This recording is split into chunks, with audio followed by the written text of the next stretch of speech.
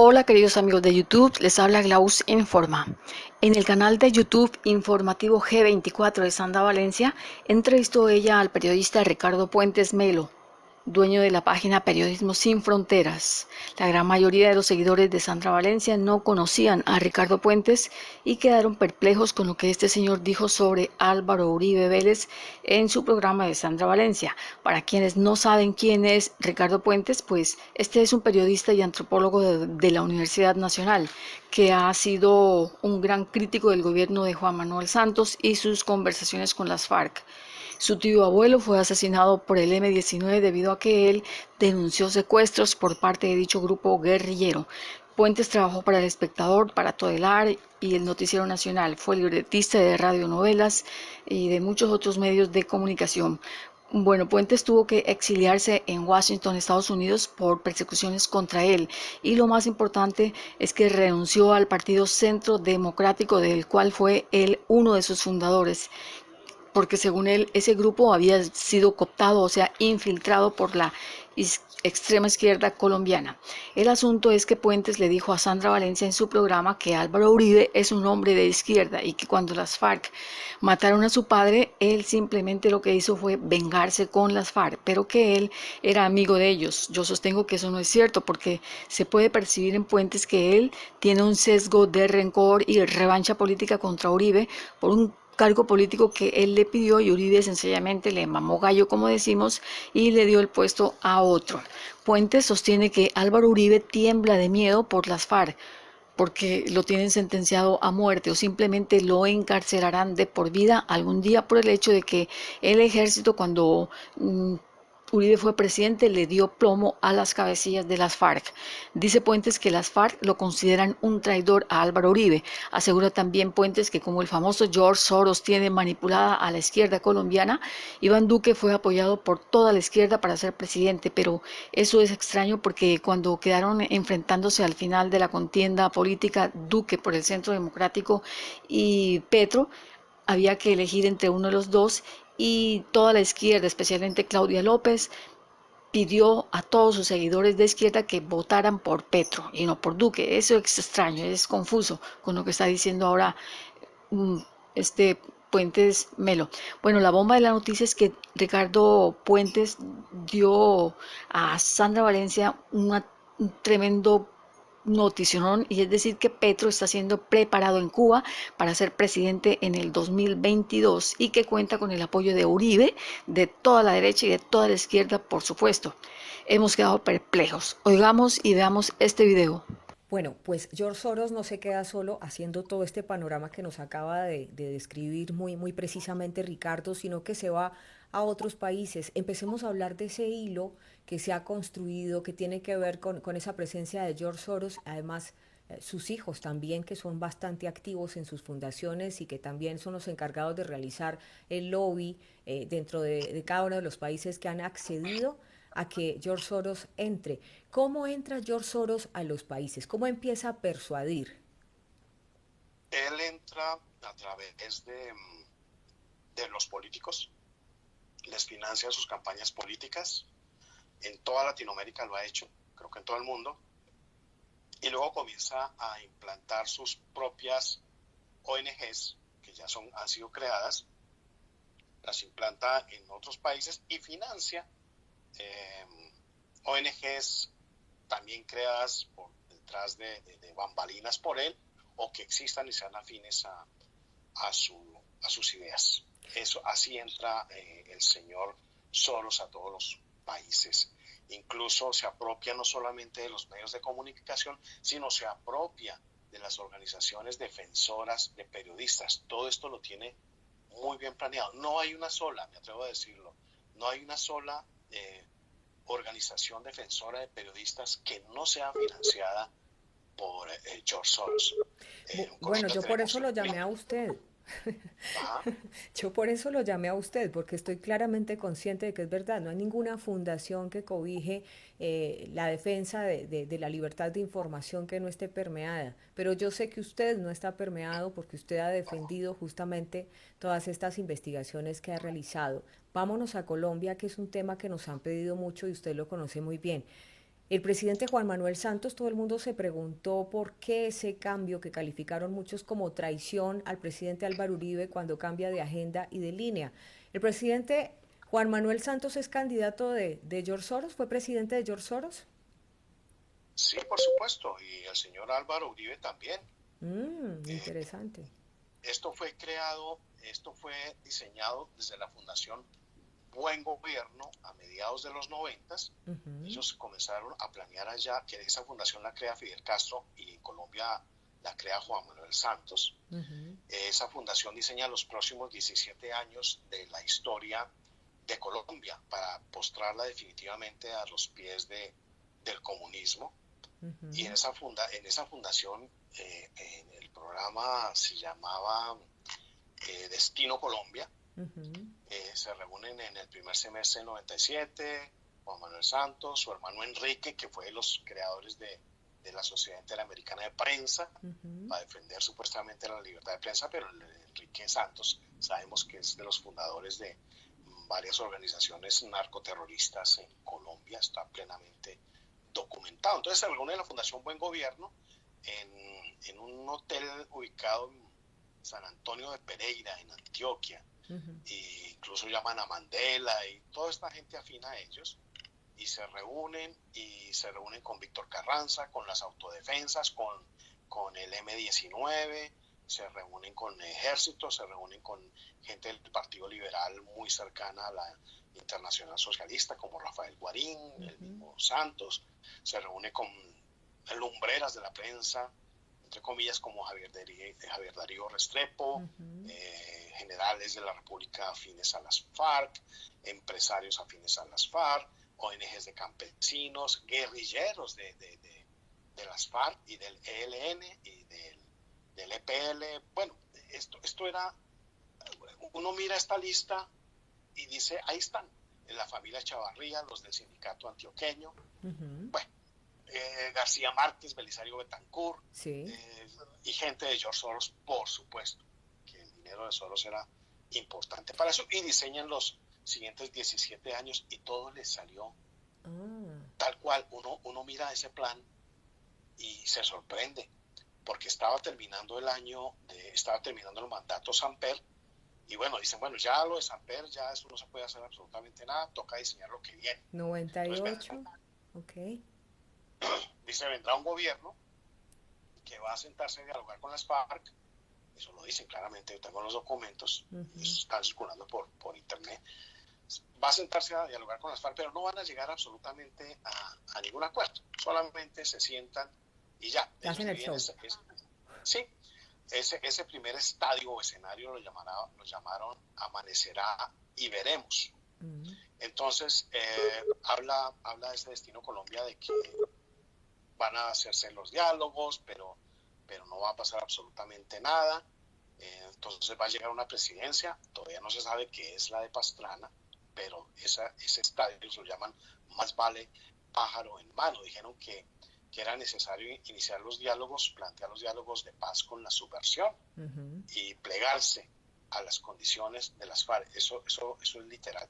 Es necesario plegarse a las condiciones de las FARC, y esto debe estar acompañado de la participación de todos los sectores del país, incluido, por supuesto, la prensa. Entonces dejaron muy claro en el 97 que ese siguiente gobierno, al de Samper, la prensa debería realizar campañas pidiendo un gobierno de coalición, una participación guerrillera, pero que no se llegaría absolutamente a nada, que Ese, hasta ahí, ese es el dime, gobierno de Pastrana. Estamos hablando del gobierno de Pastrana.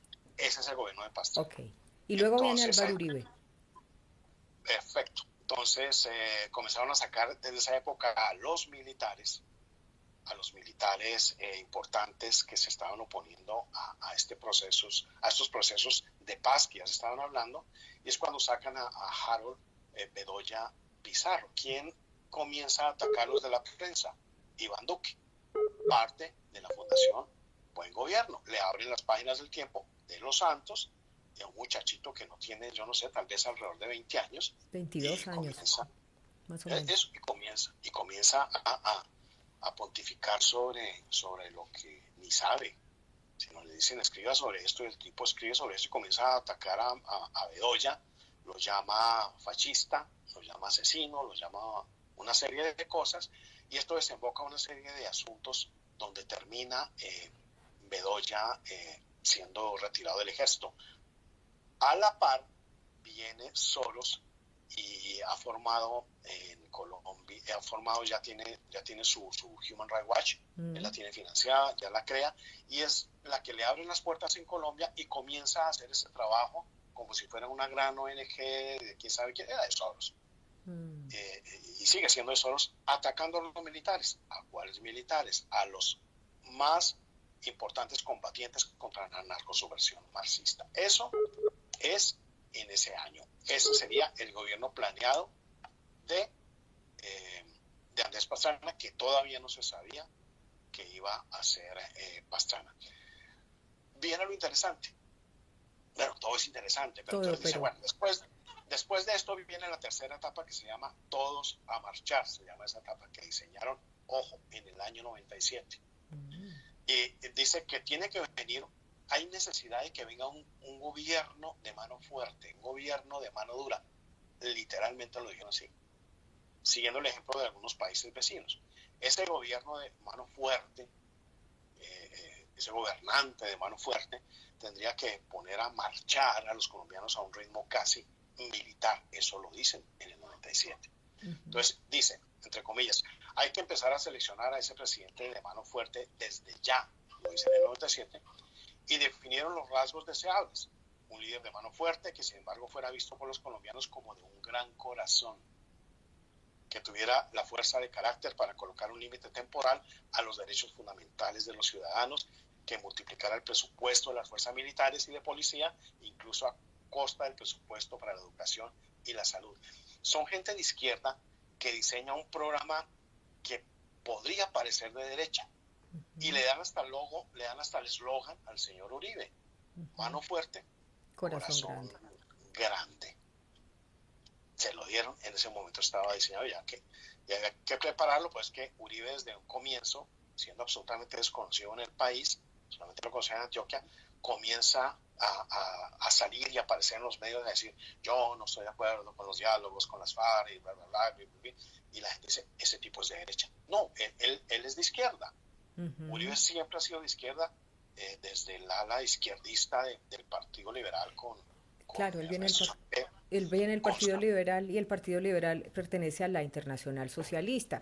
La pregunta es, en el momento que Álvaro Uribe decide crear ese nuevo partido que se llama la U, que hasta eso le quitó Santos, la pregunta es, ¿ese partido de la U entonces era idea de toda esta agenda que se tenía planeada para esos 17 años de Colombia?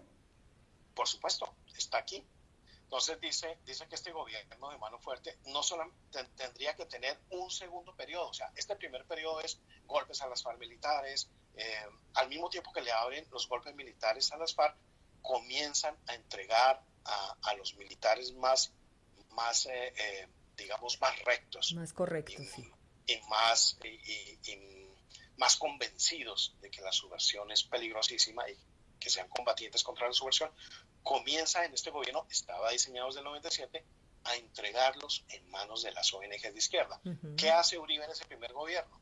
Al tiempo que le deja que las FARC, que el ejército combata a las FARC, quita el fuero militar y entrega a los militares a un fiscal, que era el fiscal Iguarán, que él lo elige. Sí, lo sí. elige él. Y hace un acuerdo, les quita el fuero militar a los soldados y comienzan a ser encarcelados y se inventan el tema de los falsos positivos, junto con su ministro Juan Manuel Santos. En el 97 dicen que este gobierno tendría que tener una segunda etapa, o sea, una reelección. Eso en el 97 no había reelección. Sí, lo recordamos. Pero lo diseñaron. Lo diseñaron para Uribe, y dice que ese segundo gobierno tendría que languidecer con el tema de la corrupción, que así fue. Fue un segundo gobierno de corruptos, y bueno. Y luego tiene que venir el siguiente gobierno, que es el de la unión hace la fuerza, que es el último escenario, que es donde entra Santos. Que es el preámbulo globalista. Uf, Ahí me preocupa mucho porque entonces pareciera que estamos en un gobierno de transición con Iván Duque, pero siga contando la historia que usted nos encarreta con esa historia. A ver. Estamos en el gobierno de transición Mm, desde hace muchos años. O sea, esto es algo perfectamente planeado y se ha puesto en marcha perfectamente. O sea, la gente dice, yo era uno de los que pensaba que Santos había traicionado a Uribe, ujú. pero me preocupaba un poco. Yo decía, Uribe es una especie, tiene algún nivel de autismo debido a su inteligencia sobresaliente que dice Fernando Londoño. O sea, no lo pintaron como un Bolívar, que escribía con las ambas manos, que sabía el nombre de todo. Bueno, un mito, que la izquierda hace muy bien eso. Pero yo decía, ¿por qué Uribe no se da cuenta de que Santos lo está traicionando? O sea, cambió la agenda. Ujú. No tardé un poco en darme cuenta, pero me di cuenta, la agenda nunca se cambió. La agenda sigue siendo la misma. Si todos recordamos, el mismo gobierno de Álvaro Uribe empezó los diálogos con las FARC, con el ELN, nombró a Piedad Córdoba, a Hugo Chávez, gran amigo de Álvaro Uribe, de José Antonio Gaviria, de todos ellos. Es un Ujú, gobierno de izquierda. ujú. Se volvió a decir Álvaro Uribe, no solamente viene en las toldas del Partido Liberal Pero luego contra cuando Samper. pelean, Álvaro Uribe y Hugo Chávez tuvieron enfrentamientos fuertes en la Cumbre de las Américas. Recuerda que no, en los enfrentamientos se los inventó Santos y el que salió en los medios a aplacar la cosa era Uribe, como, este muchacho, cómo me hace quedar mal, Dios mío, Pero por hubo Dios. imágenes donde se hacían desplantes desde el lenguaje diplomático, donde, por Claro, ejemplo, el presidente Hugo Chávez, voy a hablar en términos dignatarios, el presidente Hugo Chávez le lanzaba una puya, lo miraba mal y luego Álvaro Uribe llegaba y le daba una palmadita en la espalda, lo que usted sabe que en lenguaje diplomático es como pobre pendejo. sí, esa la hizo fue a Correa, pero bueno, con Chávez estaba todo fríamente calculado. El artículo más, la investigación, el artículo periodístico más importante que yo conocí descubriendo a Hugo Chávez lo escribió Santos. Mm, En la revista Diners y eso fue antes de ser ministro de Uribe. sí. Entonces crean esa imagen de que ellos son enemigos y entonces el colombiano dice, para no perder lo que ya hemos avanzado en la lucha contra la narcosubversión, pues es Santos. Pero durante el gobierno de Uribe, este señor, eh, ¿por qué se pone un ministro de defensa? Porque sabe que va a ser el próximo presidente. ¿Por qué puso Sí. Uribe a Santos? Porque sabía que iba a ser el próximo presidente. Y Santos jamás supo de ninguna operación militar. Lo llamaba a Uribe, oiga, está acostado, vaya, ponga la cara ya que estuvo la operación Jaque, tiene que decir esto, vaya que Sí, eso lo sabía. cayó, Eh, pe- cayó Reyes, pero yo no sé quiero qué, el tipo. preguntarle algo. ¿Por qué si Álvaro Uribe es supuestamente centro-izquierda o izquierda, según me dice usted, por qué la izquierda lo odia tanto? ¿Por qué recibe todo el tiempo ataques? ¿Por qué hay persecución de los magistrados? ¿Por qué escuchamos a un Gustavo Petro que todo el tiempo está usando? Háblenos de ese panorama. Voy a eso. El tipo no solamente pertenece al Partido Liberal, cercano a Samper, seguidor de Serpa, que tiene nexos importantes con el ELN, López Miquelsen con FARC, bueno, con narcotráfico, bueno. El asunto es que él, su jefe ideológico se llamaba Gerardo Molina, uno de los padres del comunismo en Colombia. Cuando Gerardo Molina, y lo narra alguien del equipo de Gerardo Molina, Ujú. cuando llega este muchacho y conoce a José Tulio Gavilla, que estaba ya militando junto a varios terroristas del EPL, del ELN, de las FARC, del M-19, ahí con el grupo de Molina, creo que llamaba Firmes. Mm. Llega Uribe y lo presenta a Gerardo Molina y dice, les estoy presentando al futuro de la izquierda en Colombia. Ujú. Y el tipo es de izquierda. Sí, El tipo, si uno comienza a mirar todas sus amistades con Gloria Cuartas, con militantes bravos de lo que llamarían la extrema izquierda, que para mí es la misma cosa, el tipo es de izquierda. ¿Qué pasó? Que sí, ¿qué pasó siendo, ahí?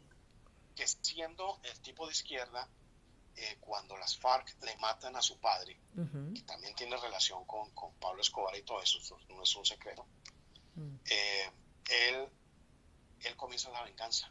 Entonces le han dicho, no, no se metan eso, no, no sé qué, eso fue un error, tranquilo, que el tipo, entonces, y comienza a bajarse incluso desde la gobernación de Antioquia, el general Ritualijo del Río es el que lo catapulta por todos esos golpes que le dio a la subversión, comienza a atacar a las FARC. Eso fue una venganza personal. Y lo que no perdona a la izquierda es eso. El tipo los traicionó. La autora del libro que cuenta lo de Gerardo Molina, le hice una entrevista después y yo les dije, el tipo voy a traicionar a la izquierda. Lo que pasa es que Uribe no lo controla nadie aparentemente. Y dijo, esta gente mató a mi papá, entonces yo los voy a bajar. Y los bajo. Fíjate que baja a los comandantes, a los cabecillas de las FARC, que no negocian. Nos bajan. Pero a los negociantes, a Márquez, a Timochenko, no los toca. Va por Reyes, por el mismo Tiro Fijo, por Cano, que era un tipo que no quería hablar el tipo quería tomarse el poder por las armas. Sí. Entonces con él no se podía negociar. Incluso Santos, cuando está de ministro y está haciendo los favorcitos de sentarse a hablar a escondidas del país con la subversión, le dice a las FARC y al ELN, no negocien con Uribe, esperen que yo sea presidente. ¿Por qué? Y esa es la traición de Santos. No es una traición ideológica porque el proyecto es el mismo. El proyecto es el mismo que él ayudó a diseñar desde la Fundación Buen Gobierno. Es llevar al establecimiento, a la postración de Colombia ante el comunismo castrista. Entonces, la traición de Santos no es de ideas, sino lo que entendí finalmente es una traición de puestos, clientelista. Entonces le quita el protagonismo a Uribe, se lleva el Nobel de Paz él, Uribe lo quería, y no llama a nadie del círculo de Uribe a su gobierno. Por eso Álvaro Uribe, lo entendí ya finalmente, por eso era callado absolutamente, esperando a ver qué iba a pasar. Yo le dije, pero mire, se reunió con el señor, trajo a Chávez a no sé dónde, el tipo, no, hay que esperar a ver qué sucede. Yo, pero ¿qué está esperando usted para hacer otra cosa? Y entonces fue difícil entenderlo, fue doloroso entenderlo, pero Uribe forma parte de eso. El tipo es de izquierda y tiene la agenda de izquierda. Por eso pone Iván Duque. Exacto, a eso voy. En este momento, ¿qué papel juega Álvaro Uribe Vélez cuando sabemos que tiene encima una cantidad de gente, no solo del sector de la izquierda en contra, sino también los bulos que han sido muy dicientes de irregularidades por parte de las cortes, de algunos magistrados que claramente están en una guerra campal en persecución contra él? ¿Qué papel juega Álvaro Uribe en este momento como senador y sin duda alguna uno de los políticos con mayor peso en Colombia o el que tiene mayor peso en Colombia? Pues tanto peso tiene en Colombia que hasta Popeye, semejante bandido peligroso que no le tenía miedo a nada, decía, lo único que le temo es a Álvaro Uribe. Al único que le temo en la vida es a Álvaro Uribe. Por algo será. Entonces, él sigue mandando. Él es el que manda. Me consta. O sea, en el pleno gobierno de Duque, todos los nombramientos aparentemente antiuribistas fueron ordenados y aprobados por Álvaro Uribe Vélez. Y yo estuve en uno de esos. Sí. No puedo nombrar quién fue, pero estuve ahí, donde en una llamada le dice, hay que nombrar a fulano de tal, Álvaro Uribe. Y ese fulano de tal, una persona absolutamente antiuribista aparentemente, santista. Es una sola cosa. Pero el engaño de la gente, la gente se debate entre el miedo y la esperanza. Es decir, no es posible que nos hayan engañado tanto. Sí, es posible, pero la gente dice, no, de pronto hay una esperanza. Entonces Iván Duque lo advertía hasta el cansancio, igual que lo advertí con Santos. Este señor es de izquierda, este señor hablé con el mismo presidente Uribe, expresidente Uribe en Washington, él estuvo, le dije, ¿por qué? Le dije, a mí me parece que usted va a nombrar a Duque por encima de todo. Duque hasta ahora es que ni sonaba. Y hablemos un poco porque a mí me parece interesante. Bueno, antes que nada, imagínate que se nos cayó la llamada de Skype. Entonces voy a tratar de llamarte nuevamente a ver si te puedo plantillar por acá. Ahí te está sonando Skype y volvemos a hacer lo mismo. Silenciamos Skype y seguimos saliendo por acá. Vamos a ver entonces si me sales. Aquí te tengo y puedes silenciar Skype para que sigamos la entrevista por WhatsApp. Creo que ya está silenciado. ¿Sí? Perfecto. Continúanos contando, esto está muy interesante. Entonces el papel de... Se me está devolviendo la señal por acá. El papel de Iván Duque, ¿cómo aparece Iván Duque en el panorama? Iván Iván Duque Duque Silencia es Skype. hijo de Iván Duque. ¿Sí? ¿Me Silencia escuchas bien? Skype. ¿Me escuchas Se bien? está devolviendo Skype. Siléncialo. A ver, a ver. En el microfonito lo silenciamos. ¿Listo? Vamos a ver. Ahí. Perfecto. Ahora sí estamos. Continuamos. ¿Cómo aparece entonces Iván Duque en el panorama? Y yo te voy plantillando acá.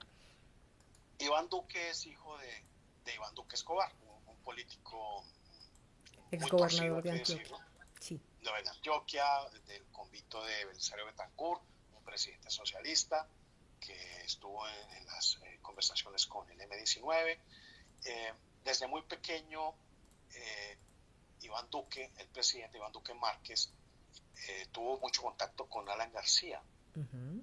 Fue recibido en la casa cuando estuvo en Colombia, él era muy joven. Es más, en los círculos de Iván Duque, los amigos de él, de la Fundación Buen Gobierno, recuerdan que Iván Duque vivía diciendo que los dos grandes políticos que él admiraba políticamente, perdón la redundancia, eran Alan García, presidente socialista peruano, y Gustavo Petro. Entonces, Qué interesante, qué interesante. Continúa, por favor, Ricardo.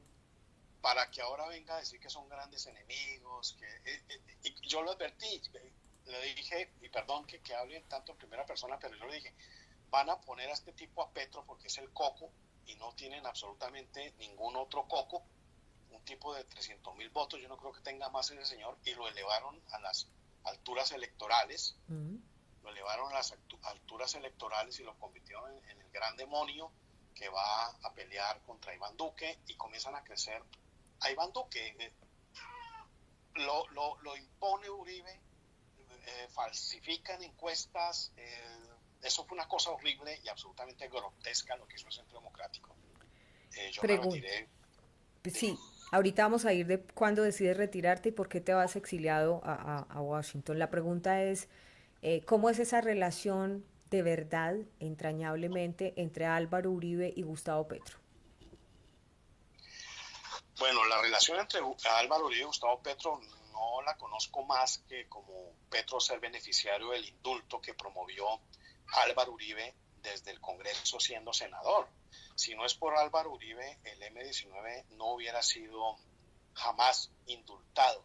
¿Por qué lo indulta? Es una cosa que uno decía, y Álvaro Uribe me contestó una pregunta directamente y me dijo que por el bien de la paz. No, cuando ya cuando ahondé más en la historia política de Uribe, me di cuenta que en esta organización de Gerardo Molina estaba la gente del M-19, estaba la gente del EPL, de las FARC, del ELN, del EPL, y siempre, por eso fueron siempre asesores de Álvaro Uribe Vélez, incluso desde la gobernación.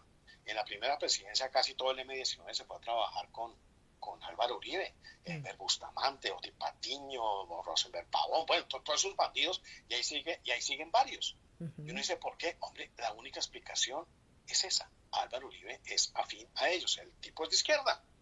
Bien, entonces, hasta el momento Colombia va cumpliendo un plan de 17 años que fue, digamos, discutido, agendado, según lo que usted nos está contando, por George Soros. ¿Gustavo Petro está en los planes de George Soros? ¿Podría ser Gustavo Petro el próximo presidente de Colombia? De hecho, publiqué una columna hace unos días de lo que estaba haciendo realmente Gustavo Petro en Cuba. Yo tengo una buena fuente que sabe todo lo que sucede en Cuba. Fue la fuente que me contó que ¿Y qué estaba estuvo allá haciendo? negociando Sí. el tema del plebiscito. Y Gustavo Petro está siendo formado para ser el próximo presidente de Colombia. Eso ya lo tienen agendado. Está agendado por George Soros.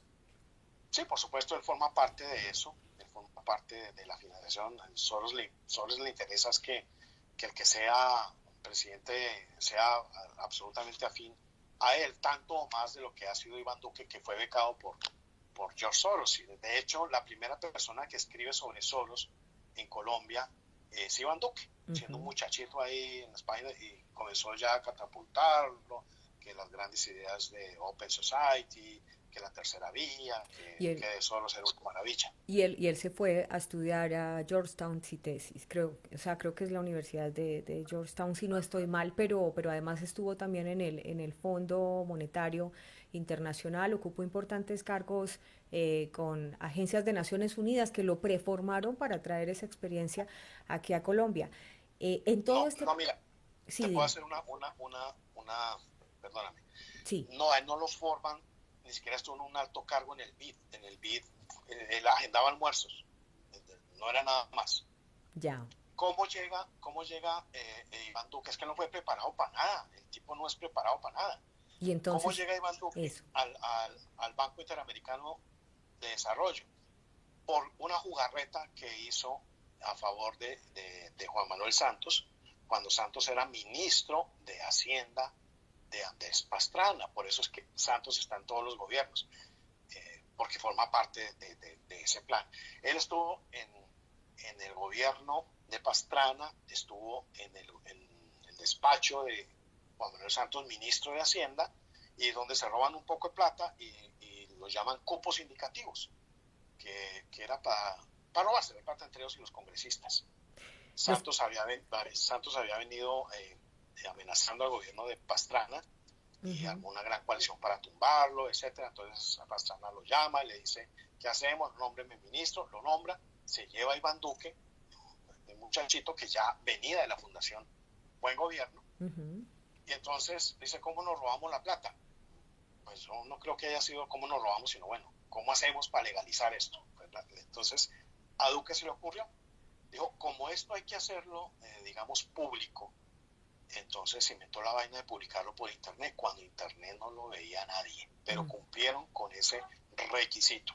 mm. Se robaron la plata de los cupos indicativos, con el nombre de los cupos indicativos, el barrio de los puercos, eso también está publicado en Periodismo Sin Fronteras, y como pago, como premio, lo manda este señor Juan Manuel Santos, manda a Iván Duque a, al BID. Y allá pasa un poco de años agendando almuerzos.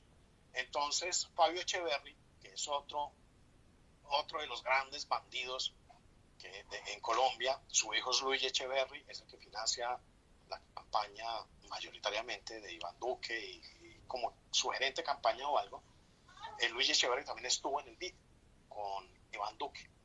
Entonces, Fabio Echeverry, papá, que tiene un ascendente, o tenía, ya murió, sobre Álvaro Uribe, le dice, este es el muchacho, ese es el próximo presidente, y hay que empezar a formar. Entonces, Álvaro Uribe lo saca de allá del BID y se lo lleva a un trabajo que hizo en la ONU y luego lo lleva como senador al nuevo Partido Centro Democrático sin nadie conocerlo.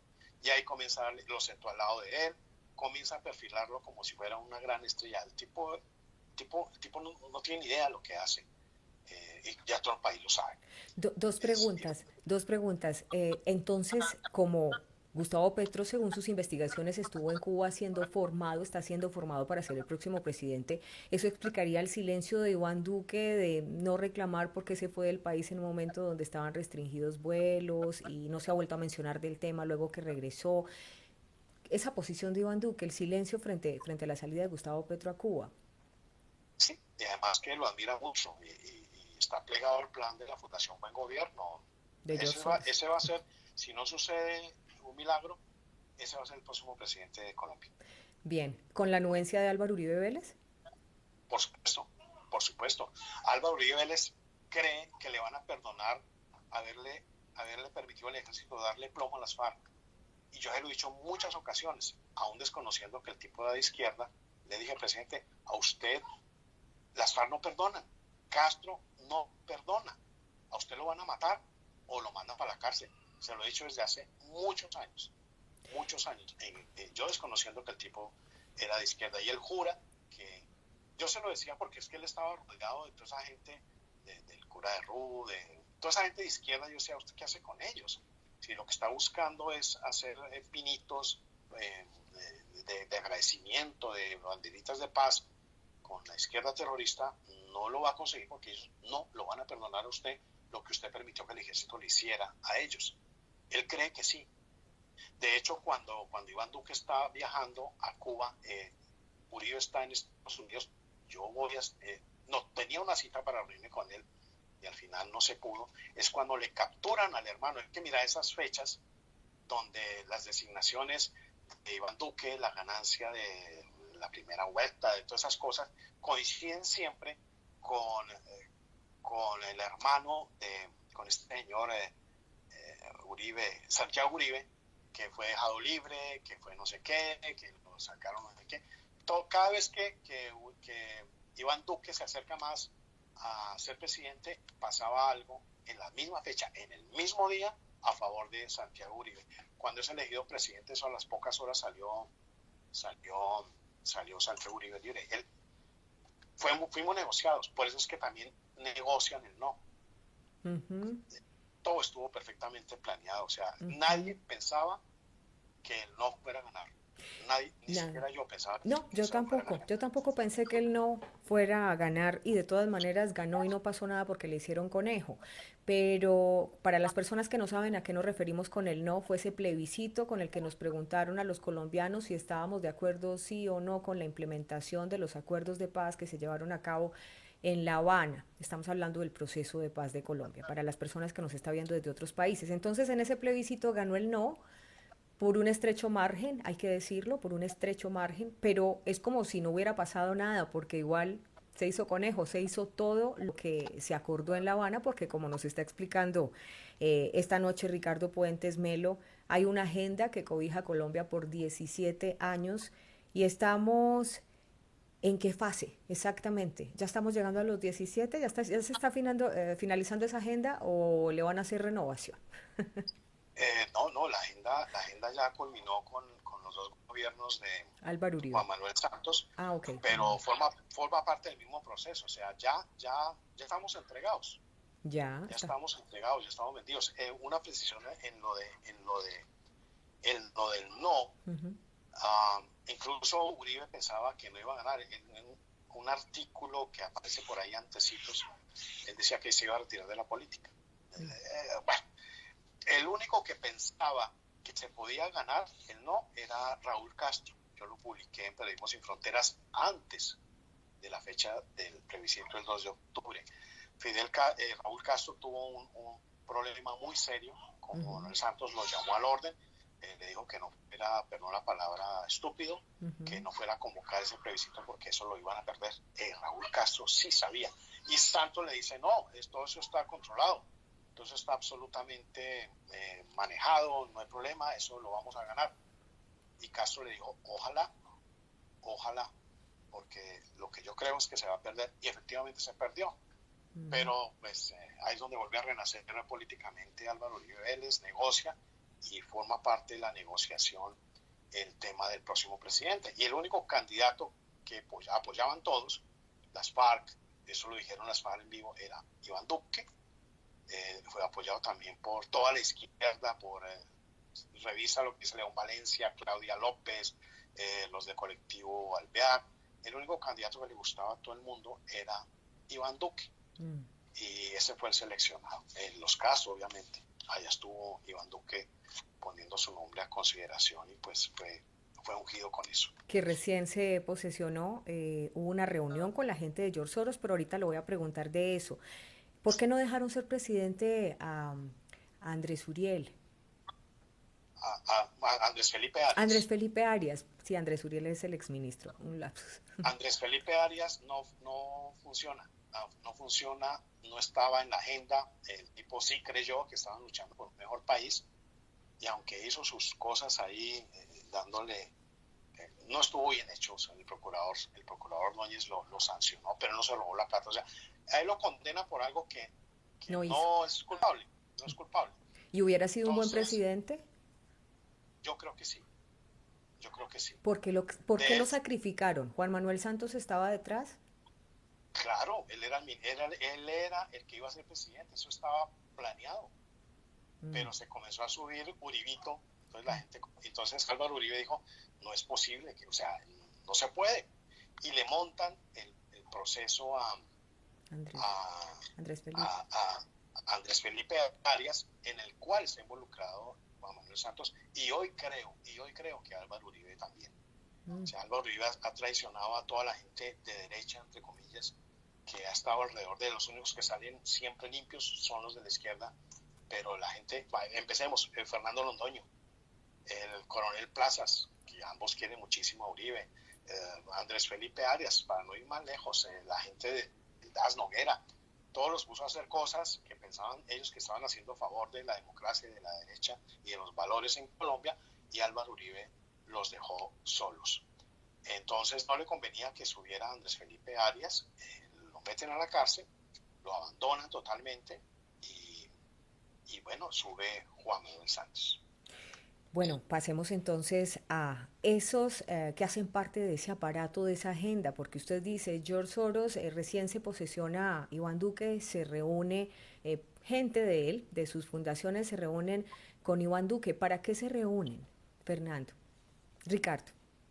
Porque, porque de todas maneras la agenda de George Soros tiene que salir adelante y él está al servicio de George Soros. Él está al servicio de Soros y usan ese tipo de escenarios para que los viajes no resulten tan sospechosos. Entonces se sientan a tomarse un café, se cierran a no sé dónde, están hablando de la paz del mundo, no, están transmitiendo información directamente y sensible y recibiendo instrucciones. La gente del entorno de,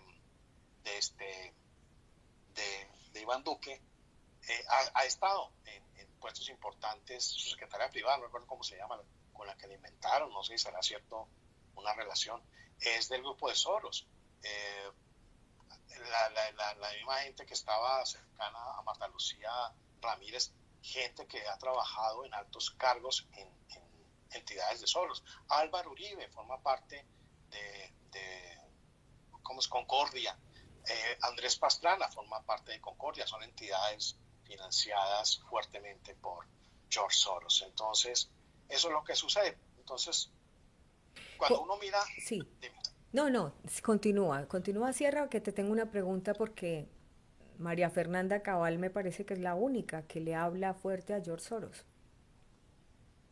Bueno, entonces viene todo este tema y por eso es que la gran prensa, que forma parte toda de la órbita financiada por George Soros, así como los defensores supuestamente de la libertad de prensa en Colombia y en Estados Unidos, son financiados por Soros, pues que no defienden la libertad de expresión de la gente que habla contra Soros. Tenemos el caso de una amiga, Isabel La Cuervo, que conozco, fue gran sacada de periodista. aquí de Radio Martí porque dijo que George Soros era judío. Pero que si George Soros es judío, ¿qué podemos hacer?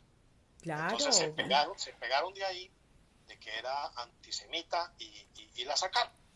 que Entonces, además hizo un estupendo trabajo en ese documental. Mi admiración, yo he hablado con Isabel, recién muy pasaron las cosas, estaba, digamos, tranquila porque hizo su trabajo con toda la seriedad del caso, hizo un estupendo trabajo y la sancionaron fuertemente, pero es que él es judío, es de verdad que es judío, incluso él padeció en la Segunda Guerra Mundial y también estuvo en campo de concentración, él mismo lo no dice, estuvo.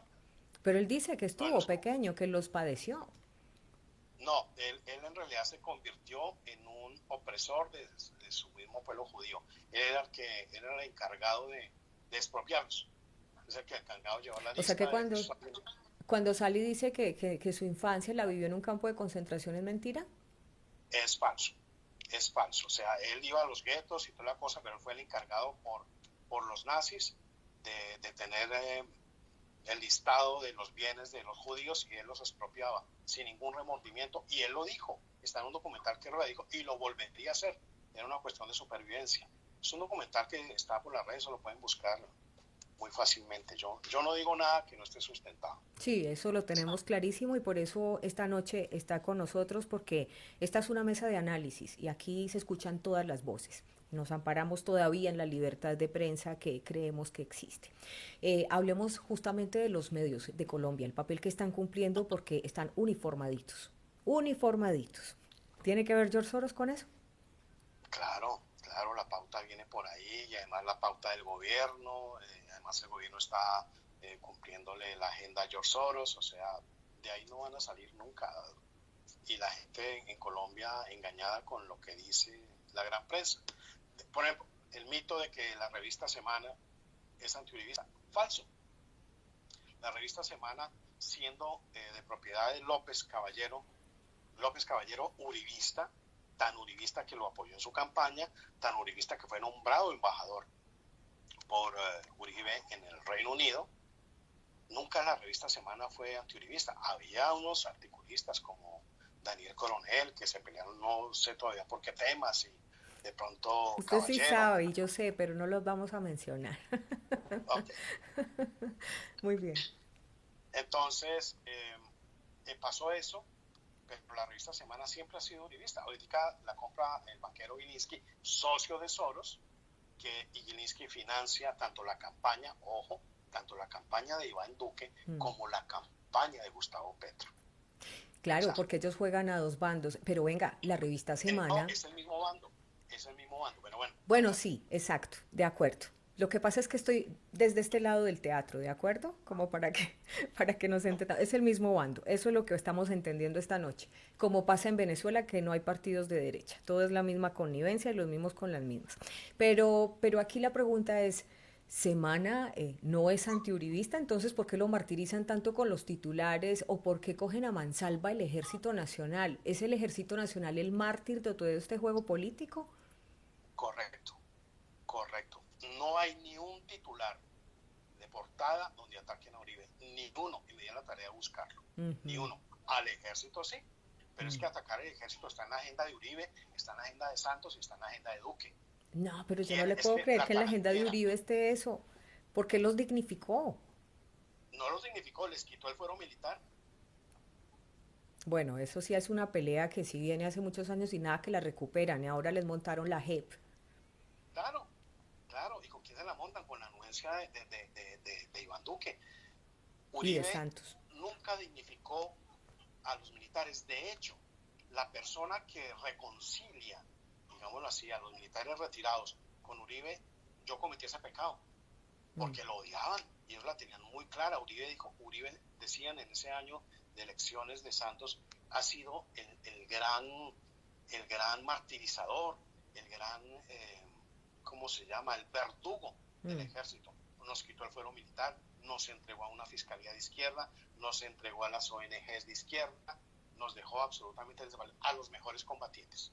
A los otros los fue promoviendo, tanto así que el primo de Timochenko empezó su ascenso como militar, como oficial de inteligencia en el gobierno de Álvaro Uribe. Increíble, vaya usted, lo que se entera uno, qué cosas pasan.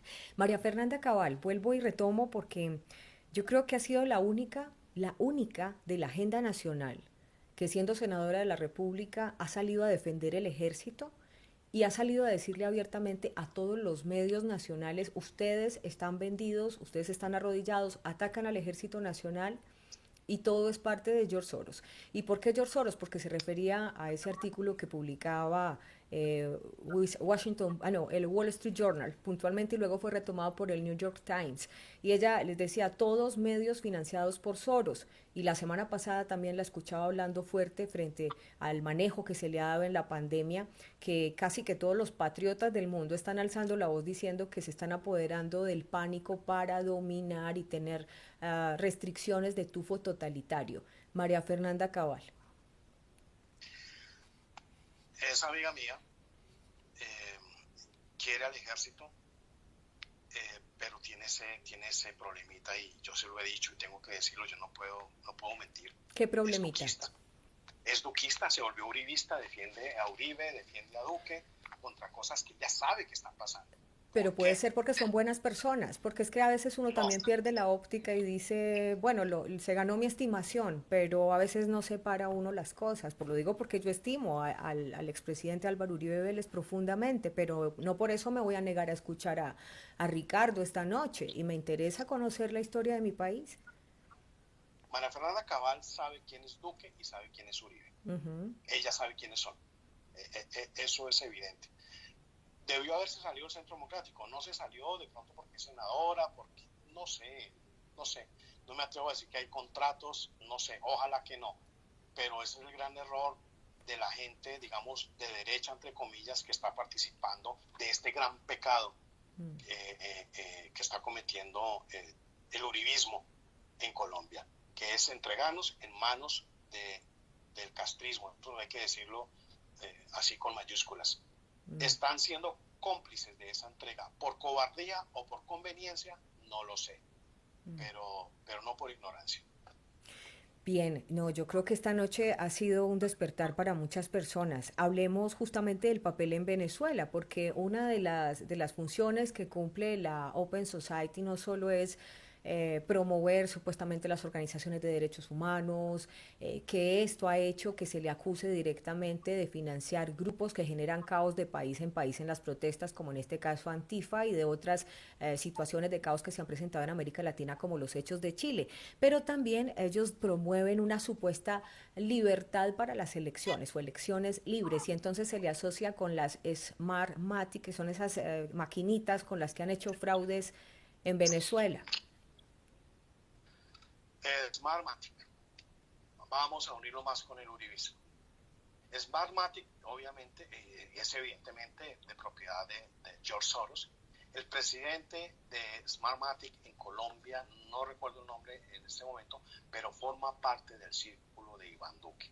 Mm. Forma parte del círculo de Iván Duque.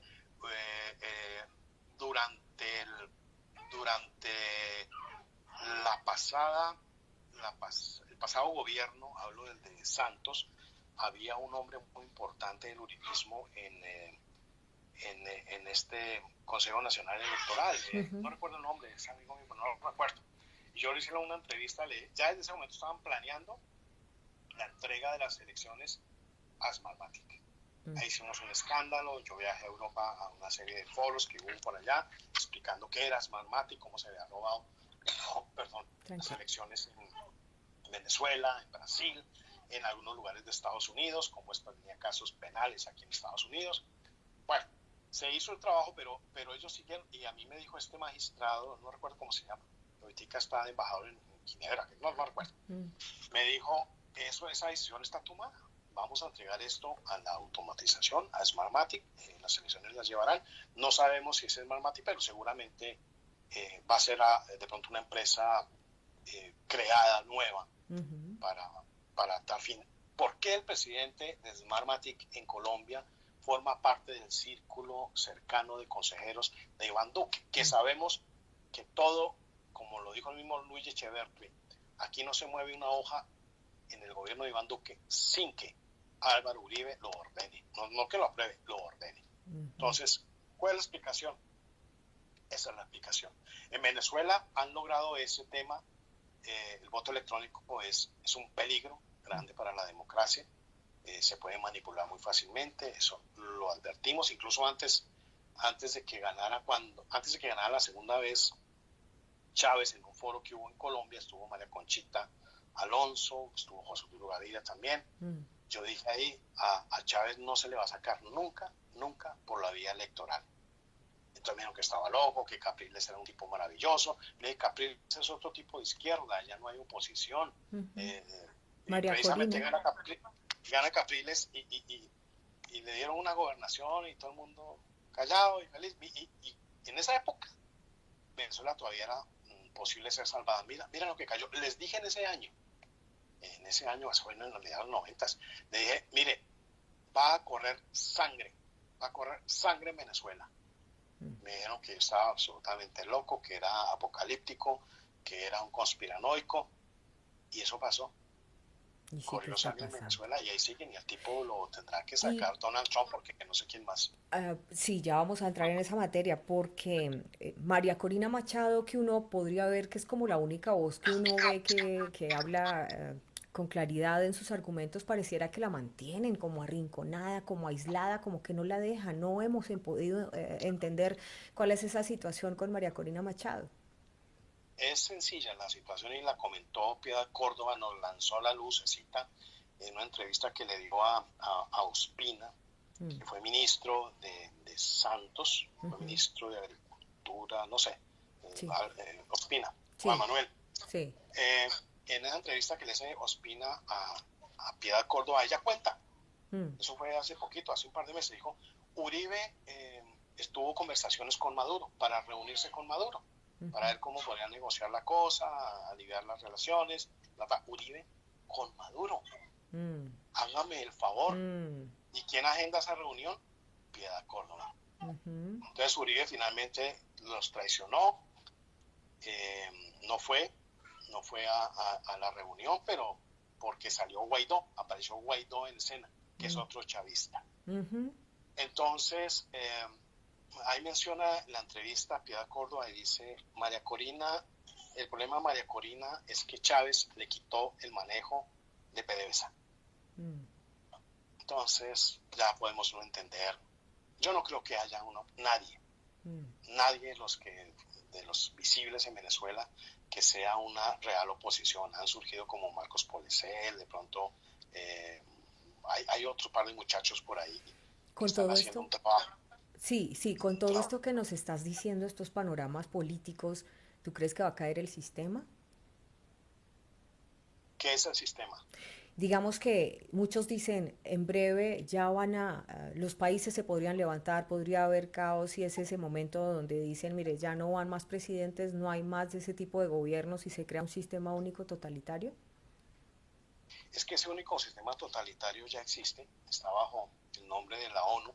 Mm, Esas organizaciones supranacionales son creadas para eso, para inmiscuirse en los asuntos internos de cada país. Yo no creo que vaya a ser un señor Pedro Pérez que soy el presidente del mundo, no. De hecho está funcionando como está funcionando.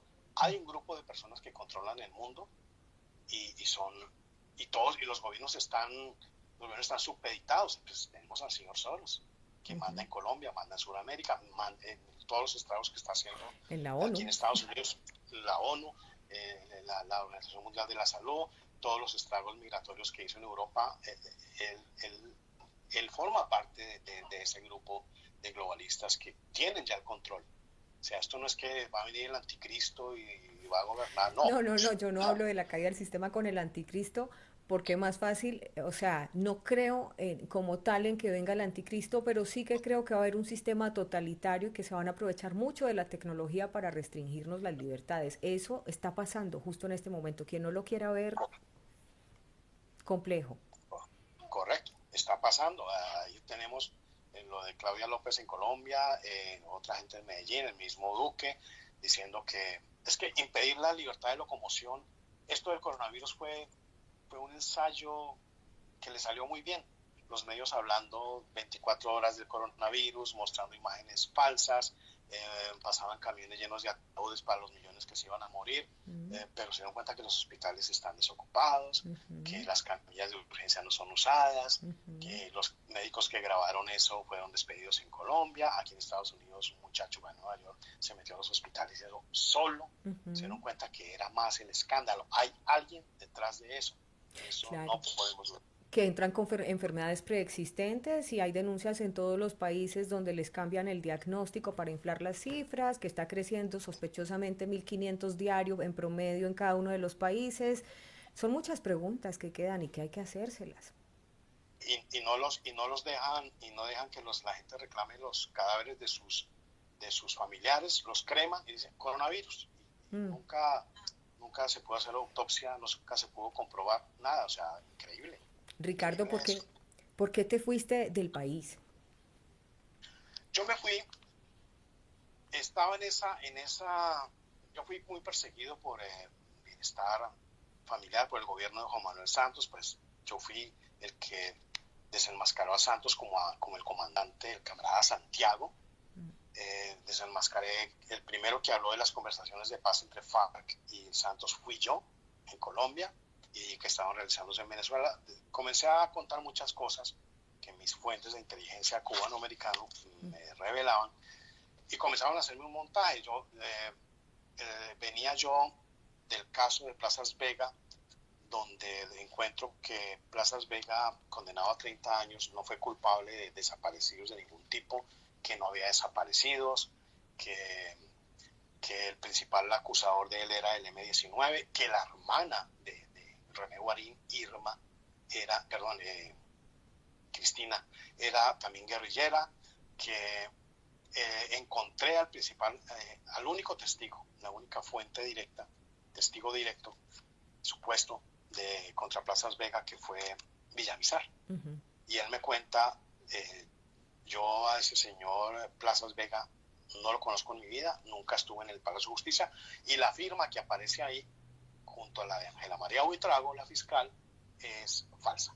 Mm. Yo ni conozco a esa señora. Entonces ahí comienza la fiscal Buitrago desde esa época, como en el 90 como en el 2010, a montarme un proceso por terrorismo.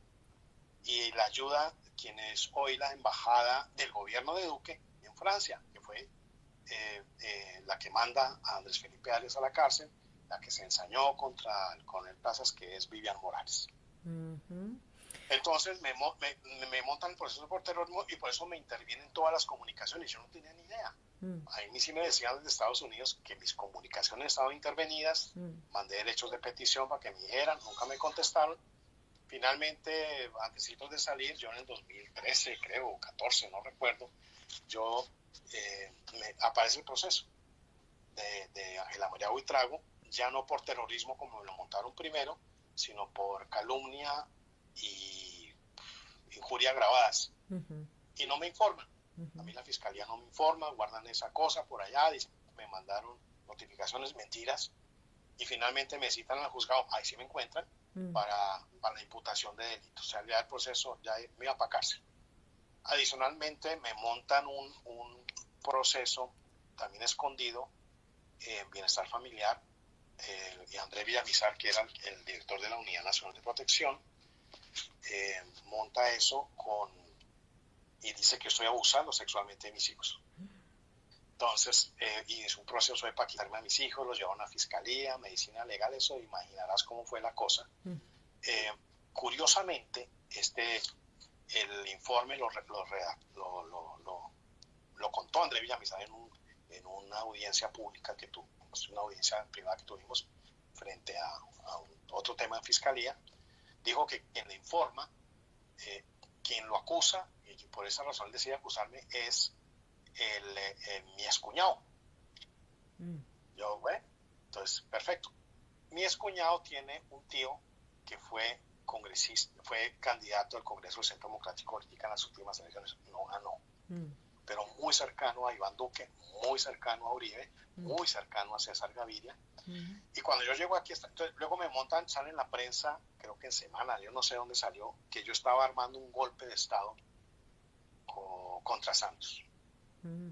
Yo digo, aquí no hay nada que hacer, no hay Y absolutamente nada tú, que y hacer. tú, Entonces yo le digo al señor Álvaro sí. Uribe, yo le digo, la única manera que yo pueda tener una protección de la Unidad Nacional de Protección es, digamos, si salgo yo, si me permiten entrar a la lista al Consejo de Bogotá, yo me peleo ese puesto, porque yo he trabajado más de 20 y pico de años en las localidades sin ningún interés político, sino solamente ayudando a las comunidades. Entonces las conozco y puedo en realidad tener votos para pelear y conozco la ciudad. Entonces, ¿eso se va a pelear o ya tiene la lista? Entonces Uribe me dijo, no, no se preocupe, eso va a ser una cosa absolutamente transparente, doctor Ricardo, Ujú. las totales garantías y no sé qué, y no sé cuántas.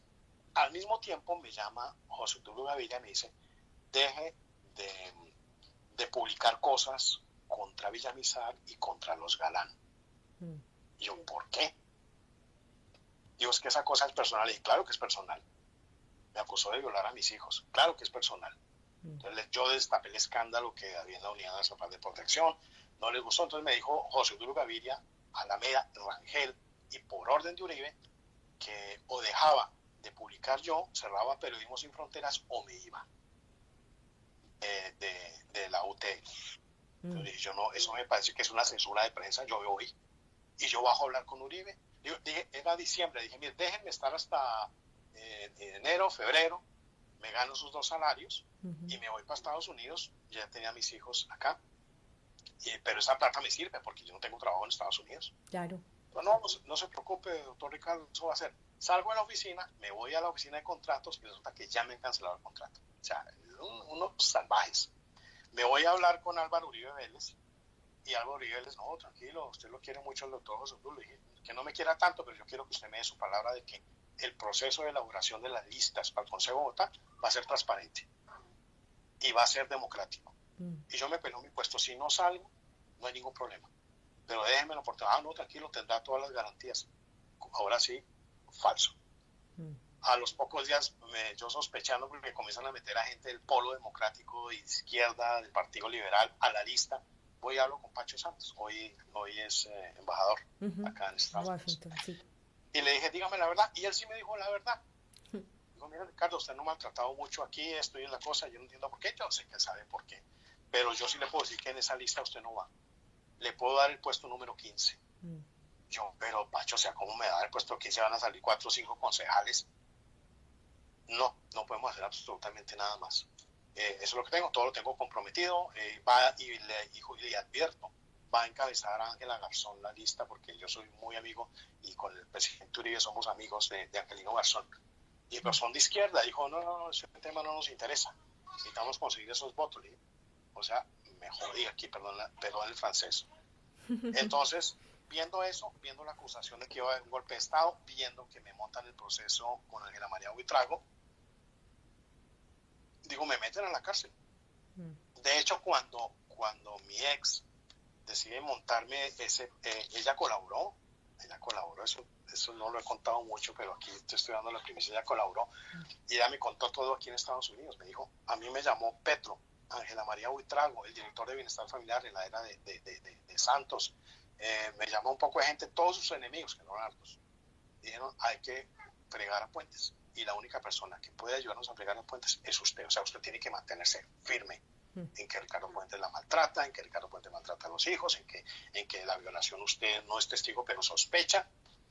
A mí no me cogen preso en ese momento cuando ella pone esa demanda y se va con mis hijos porque le iban a dar apartamento y trabajo en la alcaldía de Petro. No me cogen preso porque ella se va a decir a Medicina Legal que yo la golpeaba. Y bendito Dios, no se le ocurrió pegarse un pellizco. Entonces le digo, usted no tiene nada, usted no tiene absolutamente nada, o sea, aquí no hay nada, no tiene ningún moretón. Me dice que la acaban de golpear y no la han golpeado, no tiene absolutamente nada. Si ella se hubiera hecho un moretón, me cogen, me llevan para una URI, era un fin de semana con puente, me violan, porque soy violador de niños, y me matan. Y el martes, ¿qué van a decir? No, resulta que el señor Puentes era inocente, qué vaina, pero la culpa es de la señora. A mis hijos se los iba a llevar la abuela materna, o sea, la mamá de mi ex, para las FARC. Ella tiene, eso me lo contó también aquí mi ex, aunque ya somos amigos, digamos así, le digo todo.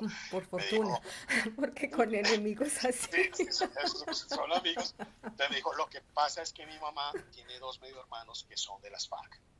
Yo dije, por eso la familia de ella siempre me odió, o sea era una cuestión de clases, de que me decían que yo era muy creído, pero no, era un odio visceral. Cuando se llevan a mis hijos se los iban a llevar. En esos 8 días que estuvo, ella se los iba a llevar para Cunday, para allá, para el lado del Tolima, sí, donde está la familia de las FARC de ellos. O sea, aquí yo vi la mano de Dios.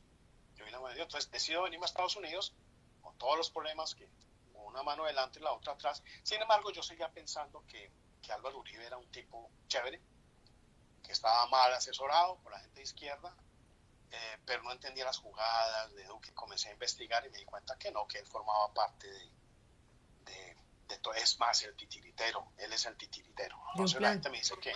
Un plan que según por cuentas, pues Soros tiene mucho que ver y que yo creo que esta noche vale mucho la pena pues haber escuchado esta otra, y te agradecemos muchísimo que te hayas abierto a contarnos, porque yo creo que en el mundo lo que más está peligrando en este momento justamente es la libertad de expresión. El hecho de que tú te hayas abierto a contarnos toda tu experiencia, pues es muy valiosa, la valoramos muchísimo, y para eso es esta mesa de análisis, para escuchar todas las voces, todas las versiones, y lo que tú dices, el Espíritu Santo a veces como que ilumina y dice, venga, escuche, no más.